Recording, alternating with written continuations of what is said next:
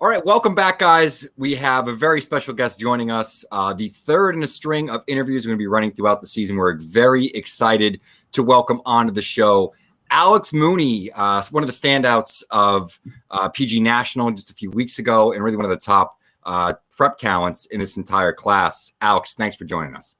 Yeah, thank you for having me. Absolutely. We're excited to have you on the show. We know we have some close personal friends. I know one of your coaches. I don't know if you realize that or not. And you were one of the top standouts at PG National for me. Made consistent hard contact, some great plays in the field. Leading off, just how did it feel coming out of that tournament? That showcase, and how did you feel about your performance? Yeah, I thought I did pretty well.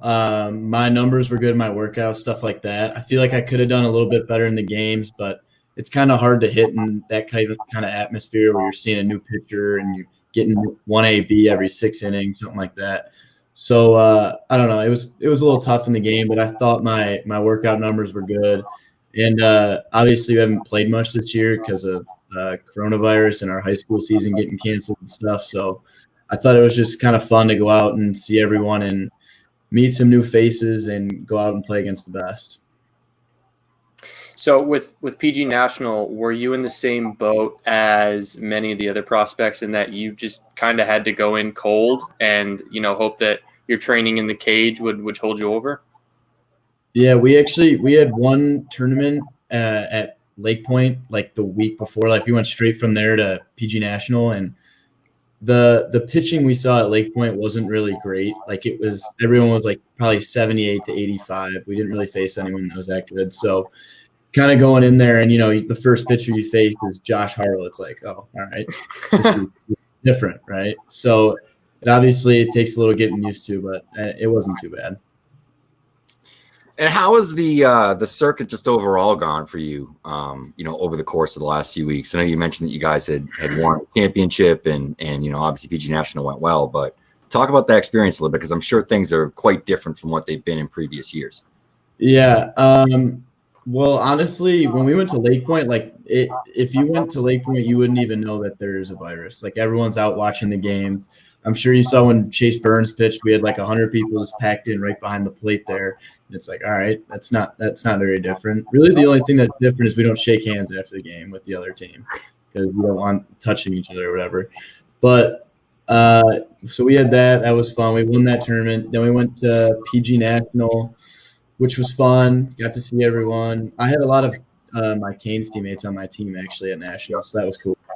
And then went home for 3-4 days, and then came back down to Hoover for PG Elite, which we won that too, which was pretty cool. Nice.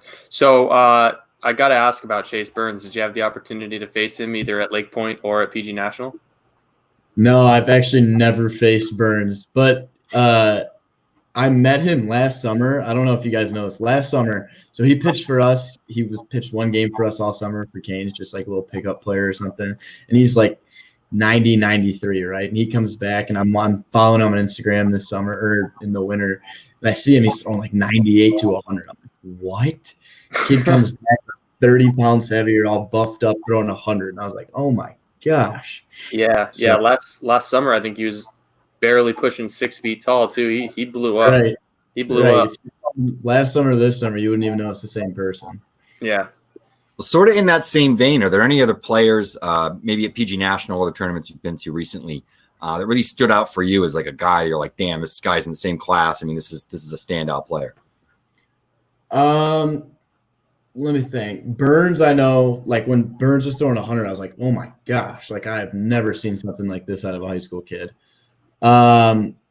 I think House is like that. I think House hits the ball hard every time he swings. Other than that, not someone that I've really been like, oh my gosh, this kid's way above everyone else. But I think watching Burns pitch is kind of it's like a gift watching him pitch. It's kind of boring in the field though, because he just strikes everyone out, and it's like give us some action. But yeah. All right. Well, let's shift it back to your profile a little bit. I know you haven't had the opportunity to do as much training as you probably hope, but What do you think is your biggest strength on the field? And then on the other side of that, what's kind of been your biggest trait that you're trying to improve in 2020? Right. My biggest strength, it's not really like a tool, but I feel like I have a really good ability to slow the game down. Like I never let the moment get too big for me, whether it's, like the state championship game last year or, playing at PG National or something like that in those big moments. I feel like I'm more comfortable in those big moments versus just a regular game in my backyard in Michigan, something like that. So I feel like I do that really well. And something I'm definitely looking forward to improving on is hitting for power. So I hit 7 home runs last high school season, which I wasn't unhappy with. Like, it's pretty good.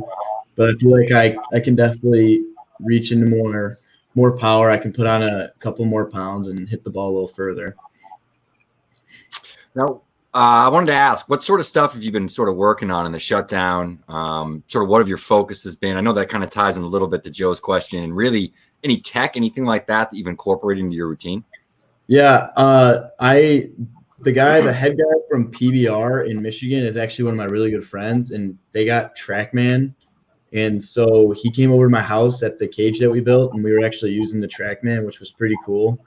And then like a week or two ago, I went and hit at my high school, and there was a couple teams there, and they had TrackMan. So I've been kind of using that and seeing like the exit velos and the distance of the ball and the spin and all that type of stuff. So, and then my neighbor's been thrown to me a little bit too. He's a pitcher, so I've been getting some live ABs off him as well. There you go. Nice. Yeah. Nice. Well, speaking of pitchers, I know you had mentioned you got a chance to face Josh Hartle. Is there another guy from this class that you faced this circuit that stands out as a pretty good arm? Yeah. Last summer I faced Carter Holton. He's kind of underrated. He's like probably, I don't know what he's ranked, like 60 or 70, but he's got a lot of movement on his ball. He mixes things up. Like he was throwing us 3-0 sliders. It's like, it's tough to hit someone like that when you have no idea what's coming all the time. And then last week I faced Eric Hammond. I don't know if you guys know him. He's going to USC. He was like 91, 93. He's like 6'3", 160 pounds. He was really good. He plays for Sun Devils. So he was really good. Okay. Nice. Changing gears a little bit here as well. Quick question. We've been asking everybody this coming on the show. Is there an MLB player, could even be a college guy or a prospect at this point, you sort of model yourself out after, or someone that you look up to in terms of like, that's the kind of player I want to, eventually turn out to be? Yeah, there's 2 guys. First, I like Francisco Lindor. I just think he plays the game the right way. I feel like he reminds myself of me a lot. Like he's good hit tool, but he can hit it out occasionally, and he's really solid defensively, has a good arm.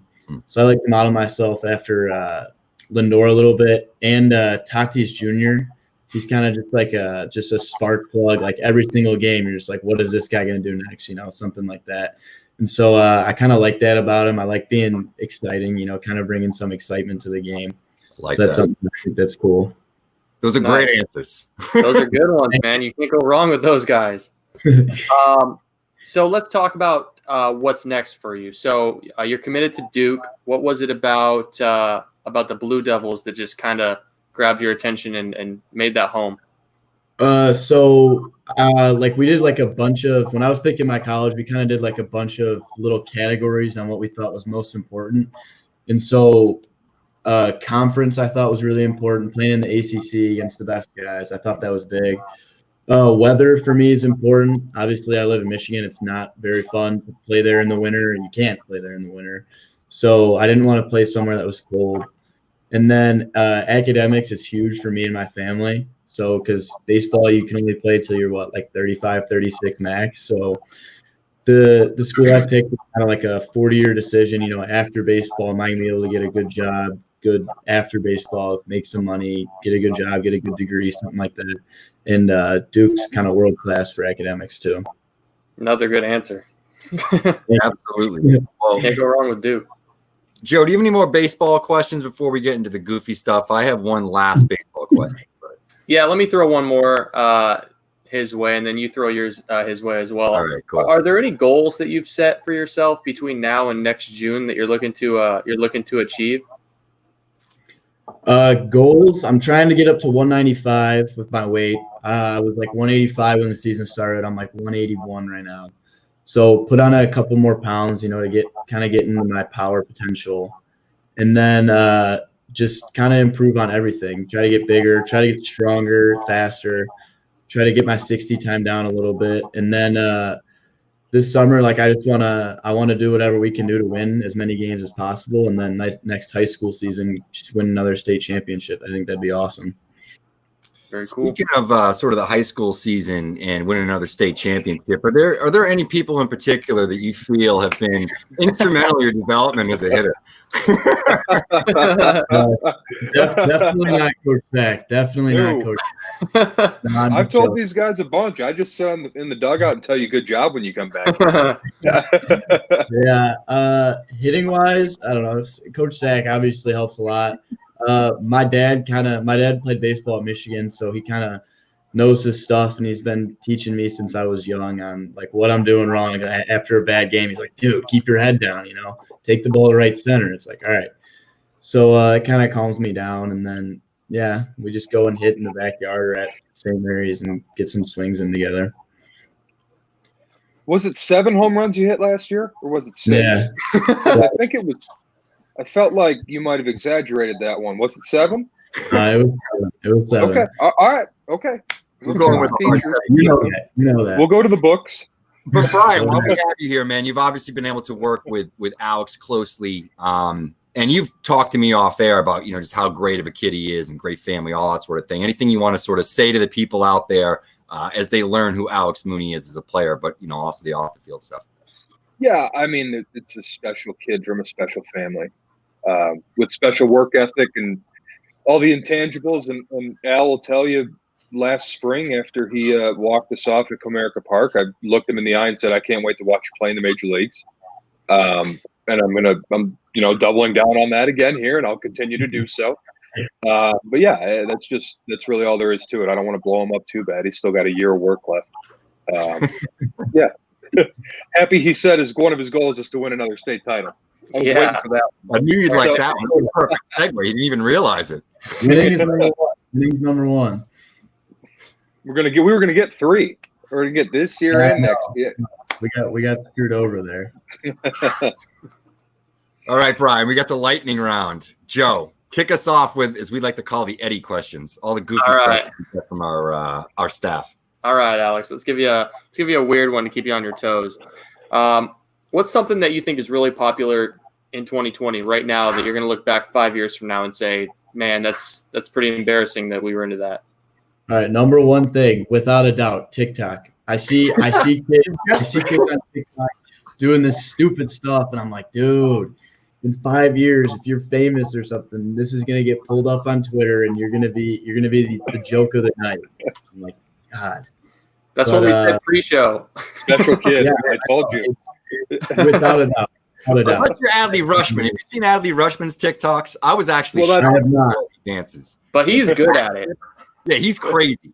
I mean, hey, if he's good, let's go spade a spade. He's good, I respect that.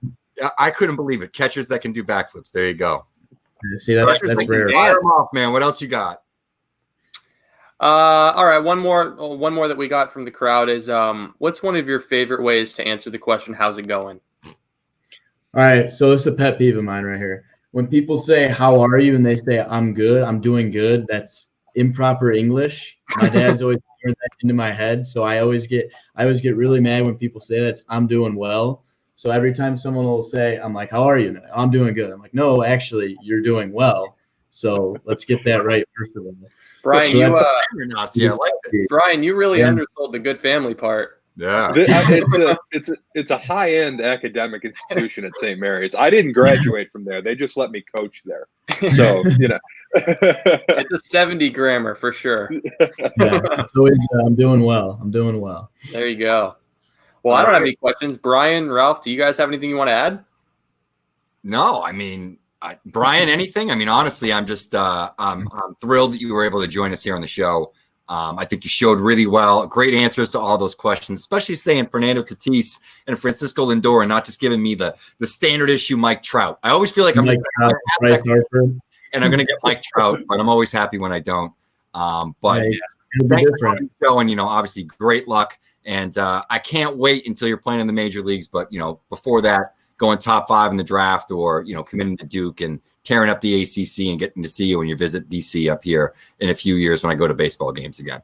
Right. Thank you. But Joe, let's jump into the topic of the day. We wanted to dive in a little bit more to the college pitching side of things and sort of breaking down each of the elements of the class. We'll certainly revisit this throughout the year. We've got a lot of time for these guys to develop, but it's a unique year in terms of the college pitching class and just college players in general. I know this is typically one of my strengths. Right now, I should be 3 weeks deep, 3.5 weeks deep into the Cape Cod League. At this point, I probably would have already seen somewhere upwards of, 13, 14, 15 plus games and taking in a lot of the top talent before it headed out to the national and a lot of the guys that were coming off of the College World Series that maybe got a delayed start. So there's this nice little period where I get to, see a few different waves of players and even some JUCO guys that will fill in, as sort of taxi squad guys in the early going. So I'm missing all of that. Yeah. So really we got to go off of what we saw last summer, what we saw in the 2019 season, and then that very, very small sample size we got for some of these pitchers or hitters or whatever it might be. But today the focus, of course, is college arms in that 2020 season that was, incredibly truncated, only a handful of weeks. But I'll shut up now and kick it over to you. But, far-reaching thoughts on this draft class. There are certainly a group of talented right-handers up at the top of the class. Yeah, I think the college pitching ranks is certainly in the best position to go early in the 2021 class, which is a lot like the 2020 class.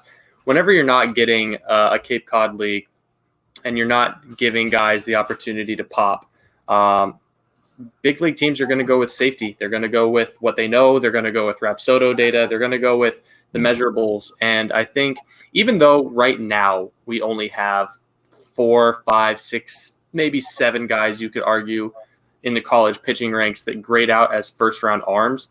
I think that's probably going to creep closer to the 11 or 12 range, a lot like you saw in 2020. But the biggest thing with this class, the biggest thing with 2021 is going to be, at least for now, Jack Leiter or Kumar Rocker. I mean, that's been the discussion for ever since draft day ended here in June. I'll throw it to you. I think we're a little bit simpatico on this. Do you have someone that you favor, one or the other? Yeah, I still favor Rocker, and I think the dark horse in this conversation, to me at least, is LSU's Jaden Hill, who we've mostly only seen out of the bullpen. But just in terms of his physicality, the stuff, the fastball, how nasty that slider is. And he's the perfect kind of player. He's already highly ranked, but he's the kind of guy that he could have gotten some starts at the Cape League, over the national team. And, that summer progression could have been huge for him, especially if it was the Cape Cod League and we did get to see, 6, 7 turns and got, a good sample size and him working with, some coaches. And we've seen all the different arms that have broke out over the last few years, whether it be somebody like, Carmen Brzezinski, certainly last year or the year before with an Alec Manoah. I think that he sort of falls in that range as well. Now, I prefer Rocker over Leiter. I certainly have Rocker and Leiter, bunched together at the top of my rankings as well. But once again, for me, the physicality, the stuff, but also the proven track record with Rocker, where he's been a guy that has showed well, not only in the prep circuit, but also at the college level. And you really saw him sort of ramp up. And I know we can sort of make a lot out of big game performances like what he had in the College World Series last year. But I think when you look at the type of lineup, the way he dominated with that fastball slider combination, mixing the curveball with that change of pace pitch that has, definitively different break from his slider. I think he's a unique guy. Now, I know that some of the measurables in terms of true spin and, how efficient, his fastball and some of these other pitches are, and even, his command at times, there's some questions that certainly can be brought up. But when I look at the total package and I look at the safety at the top as well. I think you got to buy into all those intangibles, all those traits and characteristics that he has on the mound, and then the track record of performance as well. And for me, that separates him from Leiter. Now, Leiter certainly had an opportunity sort of taken from him to potentially get there. It wouldn't have shocked me if he's a guy that pitched well during the week and eventually maybe saw a couple of turns later in the season. You never know who gets hurt in the weekend rotation. The skills were certainly there. Vandy was absolutely stacked. Oh yeah, in terms of their rotation and their arms that they had at their disposal.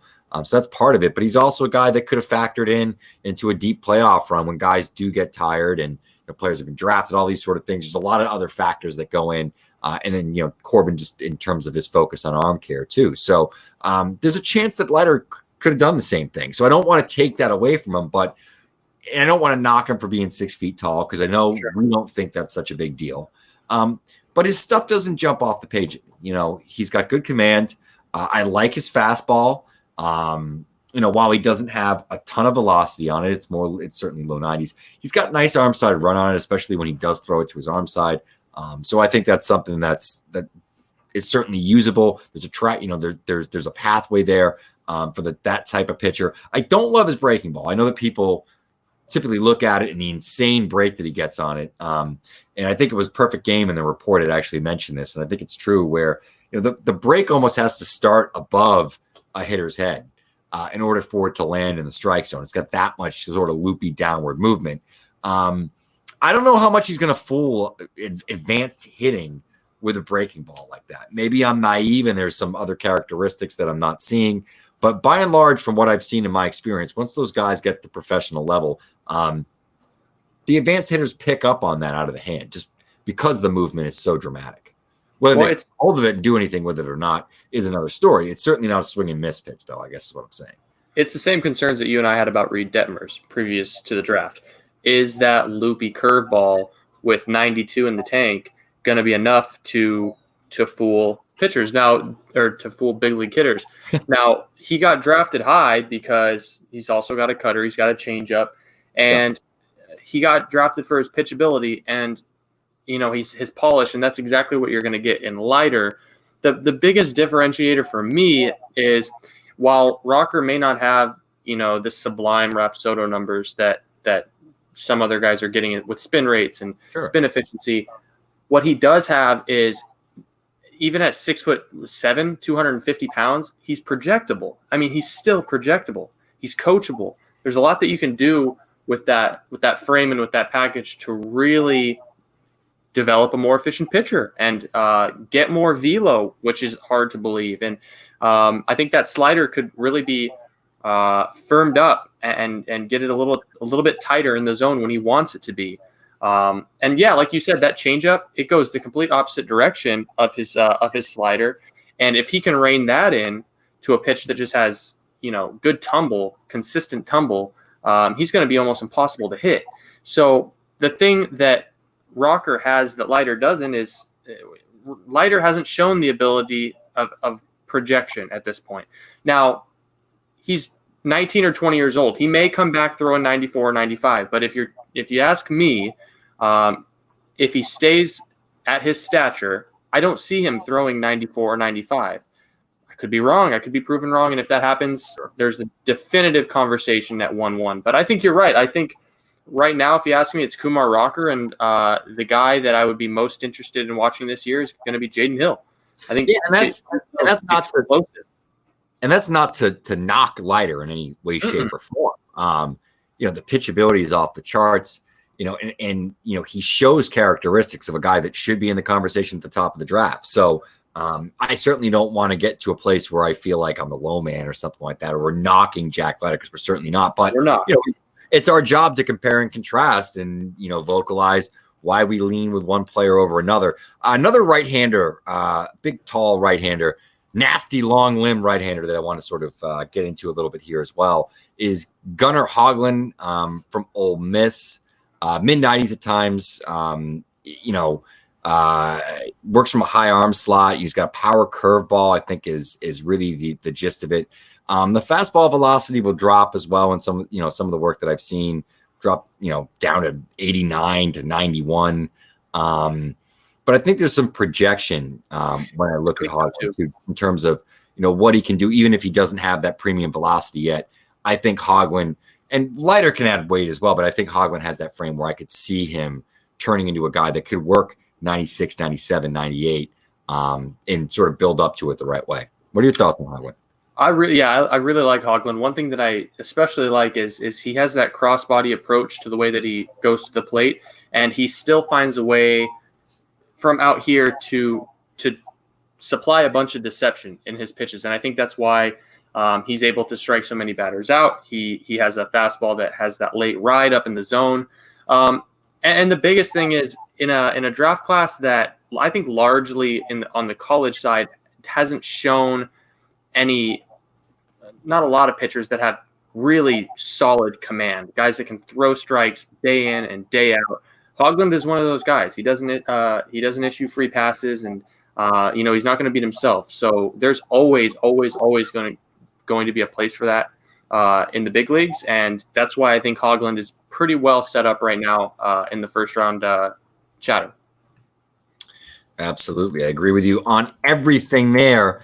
As we're rolling through these, man, we're making good headway. Let's jump into one of my favorite arms, one of the handful of local Massachusetts products that are going to be from this college pitching class, Mike Vassell being another, and maybe we talk about him, maybe we don't. Depends on how saucy we're feeling. But Stephen Adger, who's a guy that actually came out of the same high school class, as Vassell, was redshirted his freshman year. Came back this year, started a few starts. There's some on ESPN Plus, by the way, if you want to watch Stephen Adger in person. Mostly 87 to 89, 90, but was up to 92, 94, 95 in the first couple of innings that I did watch of him.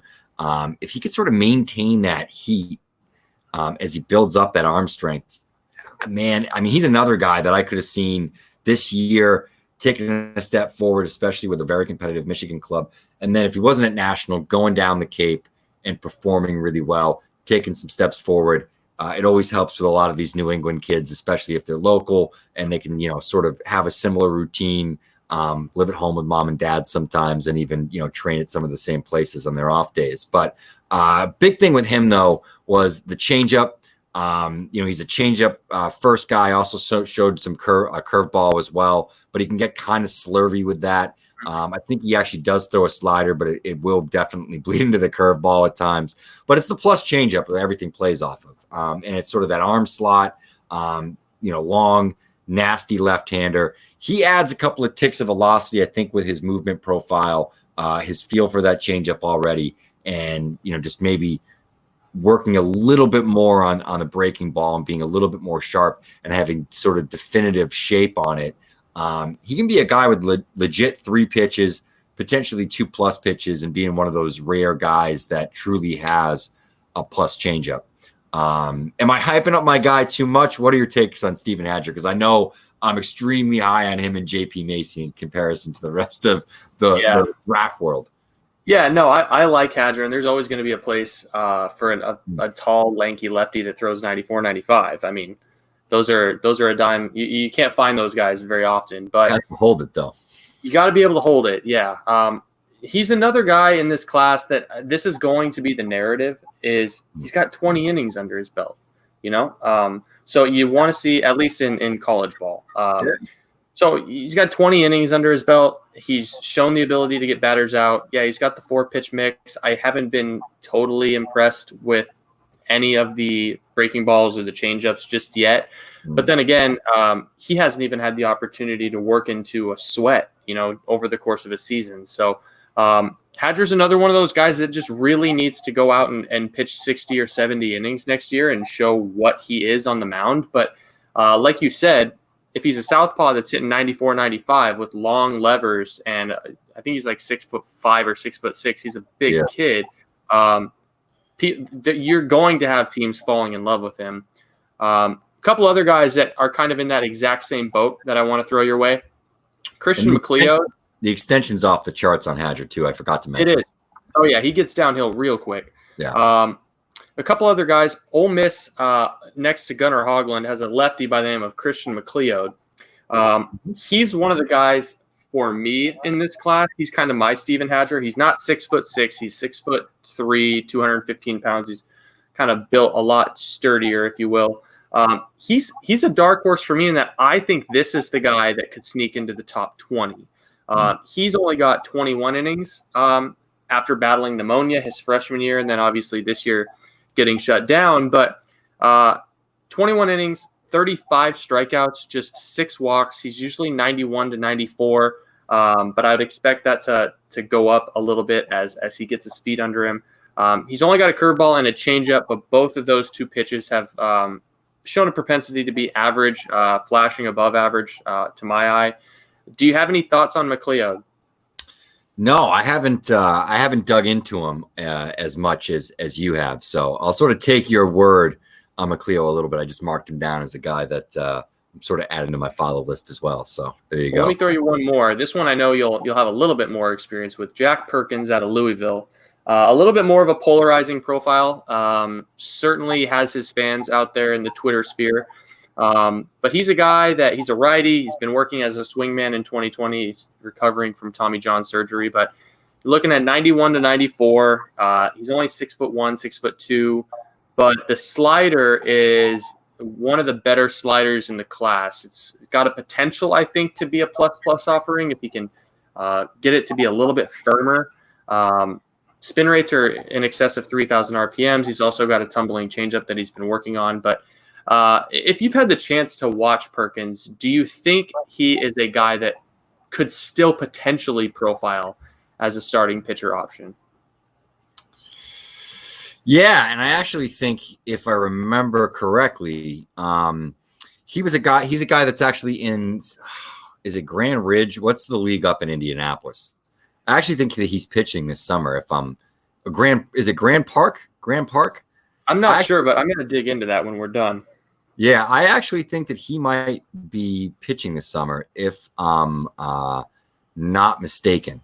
Damn it! Now I'm trying to look and see if I can see if he was on my list of guys that were. I don't know if he is, but yeah, no, I think he's one of these other arms. Out of Louisville, where the stuff is certainly there. It's just it's a matter of him getting an opportunity to actually start.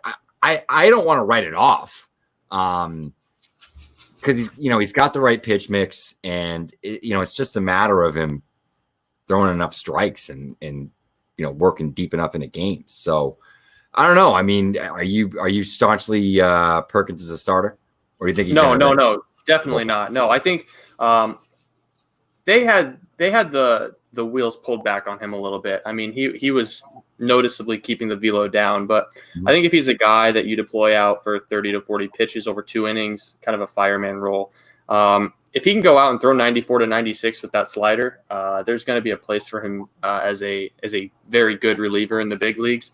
And I don't think that's a bad thing in 2020. I mean, bullpen arms are more and more becoming, in some cases, more important than starting pitchers. So I guess to answer your question, I don't have him locked in on any role, but I'm certainly very, very intrigued by the pitch mix and the profile. Absolutely. Yeah, and he's one of those names that, like you said, keeps on sort of popping up here and there in different rankings. Another name that's popped up quite a bit is Mason Black, who I had the pleasure of watching a couple times last year, righty out of Lehigh. He pitched incredibly well down the Cape. I think he went like 3-0. ERA was under 2. More than a strikeout per inning. Didn't walk a lot of batters. And actually, I think he actually started the Cape League All-Star game, if I remember correctly. He was up to 95. There's good movement on the fastball. He works effectively high in the zone. Seen him get a little bit of run on it as well. To me, none of the secondaries really blasted me when I saw him last summer. Granted, I haven't seen him recently, and I didn't have spin rate data or anything like that on his particular start. So I can't remember offhand, what his go-to pitch was in terms of the swing and miss stuff last summer. But what are your thoughts? What are your thoughts on Black? Like the frame, like the size of the kid. He's got really long arms. I haven't watched him pitch because Lehigh isn't up on TV in Seattle all that often. But no, I really like the way that the kid is built. I think it's a clean operation. But like you said, I don't have a good familiarity with the secondary pitches to kind of diagnose where he's going to go. He's certainly a name to watch. And whenever you're a kid from Lehigh and the Cape gets shut down, you're certainly affected. Yeah, absolutely. And I mean, he's a guy that, fortunately got a lot of good looks last summer, performed really well. As a 2020 underclassman. Another guy that I saw down the Cape was from UCLA. A couple of them actually. Sean Sullivan, I believe, as well. Or is he Cal? Sean Sullivan is Cal, correct? Yeah. All right, here I am tripping over myself. Nick Nastrini, another right-hander out of UCLA. When I saw him, he was 90, 92, pop 93. Really good angle. It's more of a sinking fastball than one that's sort of gonna get that sort of rising life up in the zone. He's more of a low fastball, ground ball heavy type of focus with that sinker. Mixes in a slider in the low 70s to early high 80s, and really nasty two-plane break on that pitch. From going back and looking at some of my notes. And then I think he also sort of had mixed in a changeup, but I saw a lot less of it in what I saw last summer. So I don't know how familiar you are with Nastrini, but he's another guy that I was impressed with last summer. Now available in this class, and I think is in the conversation of maybe the top 50 draft arms or whatever. Yeah, I think so. I actually saw Nastrini pitch twice. I watched him against UC Riverside this past year. And in 2019, I can't remember if it was against Oregon or if it was against the University of Washington. But I was at both of those contests, and he pitched in one of them. And I think he pitched in one of them. And yeah, I really like the profile of the kid. He's another kid that gets a lot of ground balls. I do specifically remember that he issued quite a few free passes, and that might have just been his youth. But that's something that I'd like to see him clean up. But everything is there for him to become another arm that goes in the first couple of rounds in this draft. He's, the word projectable is thrown around way too much, but he's another one of those arms that nobody's tapped into yet. So I'd like to see more of him. Let me throw one your way though. Sure. Florida has been pumping out guys like crazy, and I think you probably know where I'm going with this. We've talked about Tommy Mace. We've talked about Jack Leftwich. Hunter Barco has been a topic of conversation for quite some time. What about Ben Specht? This is a guy that more than anyone on this entire list was probably hurt by the 2020 draft reductions because Tommy Mace and Jack Leftwich didn't get drafted, didn't sign. They're going back to Gainesville.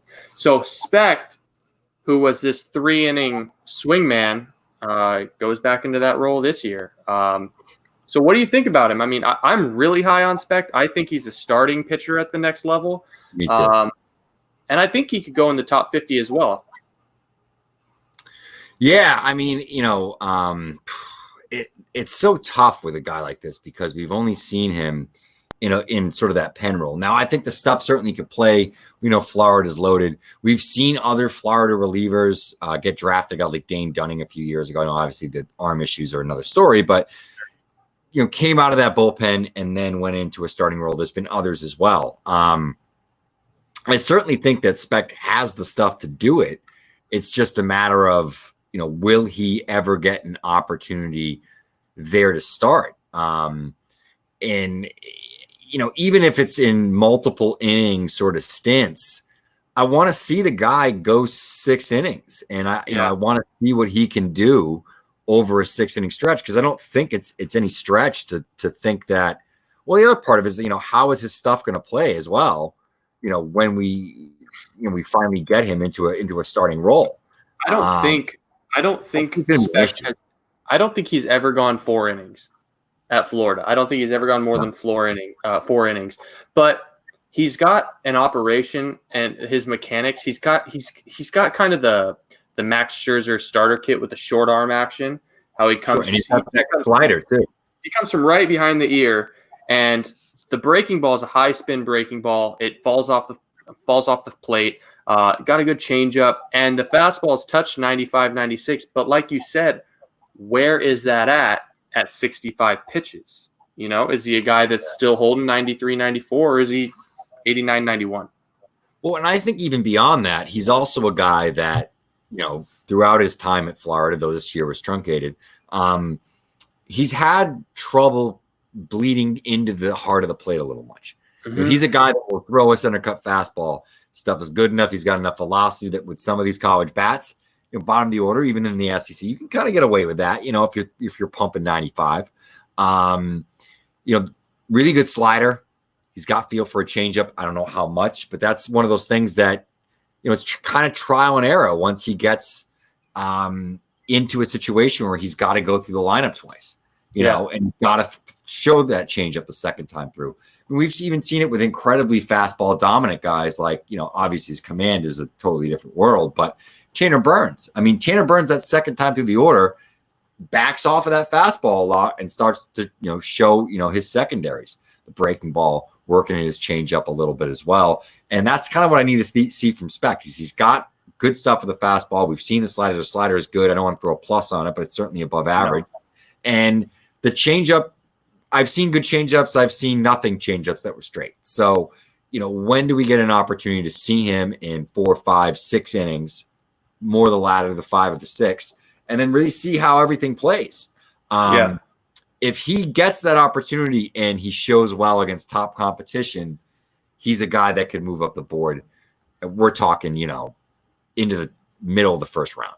Yeah, I think so too. I think he's a 20 to 25 guy if he proves that he can hold innings. Especially if he holds 95, Oh, without a doubt. I mean, yeah, you look at a guy like Bobby Miller who came in this year and he was pumping 97 in the 5th inning. Exactly. It doesn't take much. If you show that you can start, someone's gonna take you. And there's good numbers there. Speaking of a guy that we needs to show if he can start or not, another top arm in this class, sort of a power pitcher out of Texas, that classic profile. Ty Madden, he's been up to 96 with the fastball. When I've watched him pitch, it's been mostly 91 to 94. Really with him, it's sort of key, his fastball command. If he's able to command that pitch, it's not all that different, from Specht in some regards, but his issue is more throwing strikes than anything else. He's a little wild. He's got to rein it in a little bit. And, the breaking ball that I saw this year early on was a lot better than the one that he showed last year. So talk to me a little bit about Ty Madden. I don't think either of us are sort of pounding the drum, but I certainly see the upside there. Yeah, I think fastball command is you hit the nail on the head. I mean, I don't want to go too in depth with this kid because I've seen him throw 94 to 96. I've seen him have no idea where it's going. But I hadn't seen him in 2020. I'd only watched him pitch in 2019. The breaking ball was pretty underwhelming for me. He didn't have a very good feel for it. He didn't give any inclination that he could throw it for a get it over strike one type of an offering. And it wasn't the best out pitch when I watched him in 2019. So I'll take your word for it for this year. But yeah, I mean, it starts and ends. He's a big bodied kid. I mean, you love to see how he's built, but he's got to be able to throw the fastball for a strike. I mean, that's step one. Yeah, absolutely. All right. Another guy I want to sort of bring up that I'm heavy beating the drum on. That's JP Macy out of Minnesota. I guess a rotation mate of Max Meyer, who's also one of my favorite college arms of the last couple of years, but low 90s heat right now, but there's some projectability, and man, like his delivery is so loose. Oh yeah. It's such a natural motion. He's athletic. I love his lower half. He's mostly 91 to 93, 90, somewhere in that range, low 90s, true low 90s. I think he's parked it up to 95, 96, maybe 97 before. But for me, it's really about the arm angle and that really, really sharp low 80s slider. I love the movement profile on that. It's very tight. What are your thoughts on Macy? Because I know I get a little irrational on some of these guys, and he certainly falls into my wheelhouse of players that I love. No, Macy, I was tuning into Minnesota games, not for Max Meyer. I wanted to watch JP Macy because he's got that frame that it's easy to fall in love with when it comes to draft circles because he's 6'4", 6'5". He's stringy, 180, loose. He whips the ball through the zone. I really like the way that he's built. I think the fastball is certainly going to hold its velocity a little bit better than it has, just because I think he's got a lot of good weight that he can still. I mean, the guy can put on 15 pounds of muscle and not look any different. I mean, he's got a ton of projectability in the body, but yeah, I think the fastball is going to play up here as he gets a little bit older, and I really do like the slider because that slider tunnels with the fastball so well. It's really tight, very, very firm. And he's shown a good ability to spot that pitch as well. So Minnesota was one of those teams that I was, hoping the season wasn't going to get shut down because he and Meyer they're one of the most underrated 1-2 punches in college baseball this past year. Yeah, absolutely. And I just pulled up a little video we have here, courtesy of Perfect Game of Macy early on this season, just so you could see the operation. I want people to see that extension and just how low, he gets there with his arm angle and his release point. I am a huge fan of Macy. I think he's definitely going to be a guy that everyone needs to have on their watch list and take a look at. I was a little shocked. D1 baseball doesn't have like anything on Macy at all. No, I don't know what they have against my boy, but it's Minnesota, man. It's just nobody wants to go to that tournament. Everybody wants to go to the cold weather Minnesota. It's a big one. Well, let me throw you one that is kind of my 21 crush here, and that's Georgia Bulldog Jonathan Cannon. This guy, I think he's going to be the one arm that is being talked about in first round or comp round A conversations that does shoot up the board. He reminds me a lot of Emerson Hancock, in that they were both Georgia pitchers. They're right-handed. 6'6", electric, generally 93 to 96 with the fastball, but he lands it to both sides of the plate. He's also got the slider and the changeup, and he's shown a feel to command both of those pitches. Had it not been for the shutdown this year, I think Cannon had a pretty good chance of kind of vaulting himself up right behind Jaden Hill and kind of getting in that early top 10, top 12 conversation here. Had he been able to show more. Yeah, no, absolutely. And now he's a draft eligible sophomore as well. Yeah. Correct? Yep. Yeah. Yep. I think that's one of those things that could push him up boards even further. He's 6'6". I know he had a great showing early on in the fall in a scrimmage against Florida. Big overpowering stuff too. I mean, he'll pound 94, 95, bump it up to 96, like you said. The slider is plus. He's got a good changeup. It shows really good arm speed on that changeup that it matches up with the fastball well. And I think the slider tunnels well with the fastball. He's a guy that analytical teams may actually be higher on Cannon a year from now than they were on Hancock or Wilcox coming out. This might actually be the guy when we look back in a few years. That wouldn't completely shock me. I think he's a better prospect now than Cole Wilcox was in the 2021 draft. I think Jonathan Cannon projects. I think he projects way more comfortably as a starting pitcher than Cole Wilcox did. And the one thing that I really like about Cannon, Wilcox had 93 to 96, touching 97 forever. I mean, he's always had it.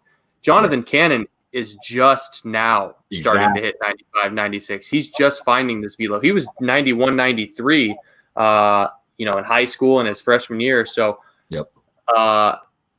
I think he's the type of arm that if he goes and throws, another guy that throws 70 innings and he's touching 96 in every start, it's really hard for you not to get a first round grade, especially with the secondary. I agree. No, absolutely. There's not many things I can say to knock Jonathan Cannon. I think he's going to be up there with those top right-handers. He's another guy that certainly can push into the top 10. I think when you look at all those intangibles and the fact that he is, a draft eligible sophomore, that only adds to it, man. One other guy I wanted to bring up from my end, at least, that I've seen a few times that I know is in the conversation amongst these sort of top 20 or so draft arms, 25. Whether you actually think he is that or not is another question. But that's Mason Palio. Had a really strong breakout freshman season for BC as their Saturday game starter. I saw him really push against Clemson early in the season, pitched well against NC State, against good lineups. As a freshman and a guy that, I know had a little bit of buzz coming out of the San Diego area, but he's really elevated his stock. He was part of the national team last summer, after his freshman season, was not in the Cape at all. Didn't really impress early on this year. Didn't have an opportunity to get home, make any home starts. He was only a few weeks away from that when the season was shut down. He will run the fastball up to 95, explosive running life, high in the zone.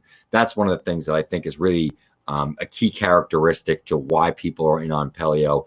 He sits mostly 90 to 93, most of that 91, 92 range, but he will run it up when he needs to reach back and get it. Some sort of sidearm action down in the zone. He'll get some arm side run as well. In addition to getting rise up in the zone. So he is one of those sort of guys that has the unique profile, getting rise and run. We'll show his changeup, but really it's the two different breaking balls. They have unique movement profiles in his slider and his curveball. I like the slider better than the curveball, and it was more effective as a freshman. So that's sort of my quick takeaways from having seen Mason Palio a lot over a year ago at this point. Some things have certainly changed. I see a few of his starts got ripped apart. Yeah, Arizona State early in the season, but that was a great lineup. I don't want to take too much away from the kid, and I do want to give him an opportunity to rebound a little bit from an early poor showing in 2020. But any thoughts on Palio at all? So you say that he's got the run and ride of his fastball. I watched one of his starts, and maybe it was just a really stiff slider, but it looked to me like he had the ability to throw a cutter as well, because some of his fastballs were coming in at that 89, 90 mark, and they were tailing away from right-handed batters. So maybe it was a bad cutter since I've seen him. Maybe it was a bad slider. I mean, who knows? But I do like the curveball. I do like the changeup. He wasn't working that in my freshman year, his freshman year. Okay. So I can say that it was March, April, May. So it's been 14, 15 months. He might have added a cutter since then. So that's my only takeaway with Palio from seeing him. I do think he's another guy that has shown the ability to add velocity and stuff since arriving to Boston College. His fastball is ticked up, which not everyone does that, and he's got a good body for it. So I'm not as in love with Mason Palio as you are, and I know he's kind of a local product for you. But I like him. He's definitely someone that is I'm going to watch this year. I kind of want to throw a not a curveball your way, but what do you think about some of these guys that were draft eligible in 2020? Tommy Mace, Jack Leftwich, not Riley Cornelio. Who's the kid? Ricky Tiedemann. A little bit of a different situation there, of course. Tiedemann reclassified. So I think Tiedemann's one of these guys. He's certainly JUCO, and I think we'll probably jump into some JUCO talent at some point and bring Brian. Yeah, and Seth Lonsway is the other one. What do you think of Lonsway, Mace, Leftwich? And you know what? We'll throw Tiedemann in there as well, because I had second-round grades on Tiedemann for this draft. Is there a guy in that group that you are more fond of than others that you think could actually spike this year after not doing it in 2020? Well, I think Lonsway is one of those guys because he was a draft eligible sophomore, correct? Yep. Yeah. So he's got that going for him. That the age thing isn't going to completely kill him. Lonsway is a guy that I feel can definitely potentially pop.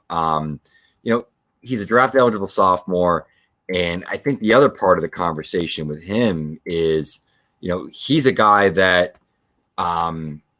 needs to sort of hone in his command a little bit, rein everything in. And once he reins that in and he's able to throw more strikes, if he comes out this year for Ohio State and is missing bats the way that he was before, and he shows the ability to pound the strike zone with more efficiency or just hit his spots more. I mean, he doesn't have to have, a 5% walk rate, but if he can get to the point where it's reasonable, it's under double digits, and he misses, he continues to miss a ton of bats, he could take that step forward. And I think he's a guy that could be a comp round guy. For me with Mace, and I don't know. I don't know if it was a number thing with him. Maybe you know more there than I do. I'm a little shocked that he didn't get drafted. And I think that says a little bit about his profile and how much teams really want to invest in him. He might be a famous college guy, but not somebody they necessarily feel the stuff is going to translate long term. Right. The big leagues. Yeah, I mean, if you're a Friday or a Saturday guy at the University of Florida, I'm not surprised by Leftwich. I actually think that he was probably on the fence a little bit in terms of getting. Yeah, I like Leftwich, but I like him a lot more in a 8, 9, 10 round draft. But no, I think the thing with Mace is I'm totally with you. When you're a Saturday guy at the University of Florida and you're 6'7", you get great extension too. I mean, his mechanics aren't bad. Mechanics are good. The problem is he gets hit. He gets hit. I mean, people just hit Tommy Mace. So I think it's simple and complex in that if he goes back to Gainesville and misses bats, like I know that seems simple and complex at the same time, but if he goes back and misses bats all of a sudden, you can't ignore it. But at the same time, he hasn't shown the ability to strike guys out, which is weird because he's got decent stuff. Yeah, that's the thing. I mean, even some of the analytical characteristics of his pitches. I mean, D1 had a great article in their working relationship with Driveline, where they sort of broke down both Leftwich, and Mace. And Mace has characteristics that are awesome, but sure, I don't want to go into the weeds too much on that. But if teams aren't seeing that, and they're not seeing him miss bats, and there's been performance, and he's been, in a showcase school where everybody sees Florida games, SEC networks out there, everyone gets to Florida games. They play at all the big tournaments. They play deep in the postseason, and all those guys get, national team invites or end up at, Northwoods or Cape Cod League in an average season. And even Leftwich last summer, like, yeah, he'll throw a slider every so often and be like, damn, That's what I mean. But the whole package never really came together. And I think it's the same thing with Mace, that I don't know what his number was, and I don't know if that stopped him. But for me, neither of those guys can go in the first round or the comp round probably. If they're going day 2, we're talking Mace probably in the second round. I just don't see Leftwich being a day 1 pick. No, I think for me, I think I had Mace in the 3rd round, and Leftwich, if I had him drafted, it was in the 5th. But more of that was on the Florida shine than anything. A couple more guys before we kind of wrap this thing up. It's too long. Yeah, well, I mean, there's a lot of good college pitchers, so what are you going to do? We got it a long time, Joe. We're going to get through all of them, baby. There is, yeah. We even have them on the show.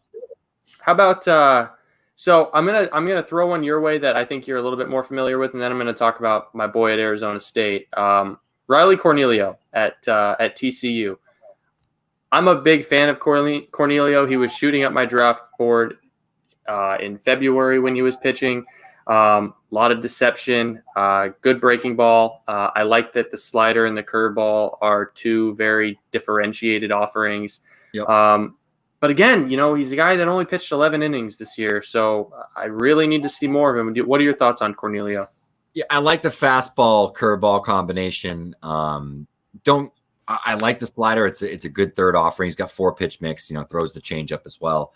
Fastball, though, it's great life on it. That 91, 94, there's deception out of the hand. I've seen him running up to 95, 96 as well. But yeah, I need more innings. It's like I need more meat on the bone to really dig in a little bit more and have a better understanding of what his strengths and weaknesses are, the things that he struggles with, and what he looks like when he doesn't have his best stuff. But Cornelio is another arm that absolutely I'm very high on this class, and is right up there with the Maddens and the Macys and all these guys that have upper echelon stuff, but not a long track record. Albeit as a sort of a high level prep, whether it's lighter or rocker or guys that have had track record in terms of performance in college, which is certainly a guy like Kumar Rocker. So all right, any other names you want to run through here before we wrap the sucker up? Yep, last guy I want to talk about, Arizona Sun Devils. A guy that I think is probably going to sneak into our top 50 if he performs well, and that's Tyler Thornton. 2019 National Freshman of the Year over at St. Mary's. Transferred over to Arizona State, and ever since he arrived in Tempe, his stuff has really ticked up. He's 92 to 94 now, with a really probably a solid average changeup. It's got great tumbling life to it. It's actually his out pitch. Mixes in a curveball, and the biggest thing that I like about his breaking ball is he deploys it early in counts as a get me over strike. And when you've got a potential 55 changeup and a curveball that you can throw for strikes, all of a sudden, if you're a hitter, you can't sit on anything. So I'm not saying he's got the loudest stuff in the draft, but he's got the track record of being a big time freshman in the United States, and he just gets outs, he gets ground balls, he gets strikeouts. But again, he didn't get a lot of innings at Arizona State. I could see him being the top guy in Tempe this year. 6'4", 185. He's kind of got that same build as JP Macy, and he's one of the more exciting arms for me to track. Yeah, and Arizona lost a few arms obviously this year as well, so open up some spots for him in that rotation, and hopefully we get a normal spring and get to see some of these guys perform as they build up. We're going to get some fall reports. We will get some stuff over the course of the summer as they perform in probably some of these wooden bat leagues that are popping up, and maybe a random scrimmage or something that might happen here or there. So hopefully we can see these guys perform. We can see what they've been working on in the shutdown, because that's the other thing. All these guys may come out now and have different pitches. They may have added muscle. Other guys might have backed up. We saw that with PG National. We haven't had that moment other than some of these different wooden bat leagues that are just kicking off in the last couple of weeks. Futures League around here is kicking off. I'll get some looks at Sal Frelick, Cody Morissette, and a handful of others. But we don't have a deep talent pool here in New England of people that were necessarily local outside of a handful of guys. So, and even some of our local kids like Ryan Cusack, I think, is playing down in the Carolinas in the Coach League. So we'll see what happens. But Joe, anything else here before we wrap up our second installment, right? Or is it the third installment? Second installment. Is it the second installment? I don't know, man. No, it's all, and then Ian Moeller, and then this. We can't even keep track anymore. I don't know. I'm excited. The last thing I'll say is I'm really pumped to push out this top 100. If it launches before or after this, I think it's going to launch on the same day. Yep. There's a lot of really good names on that list, and I think it's well researched. And now we just have to wait for ball to start. Yeah, man. That's what it comes down to. We'll just keep cranking out the ranks, digging in a little bit more, learning more about the class, talking to whoever we can, and bringing the news to you guys every week and updating our boards. But thank you for joining us as always. Don't forget to like, subscribe, comment something nice. And if you're listening to this in podcast form, make sure that you do subscribe us on iTunes. That helps us boost up the rankings and bring you more quality content. Come on, make us famous, people. There you go.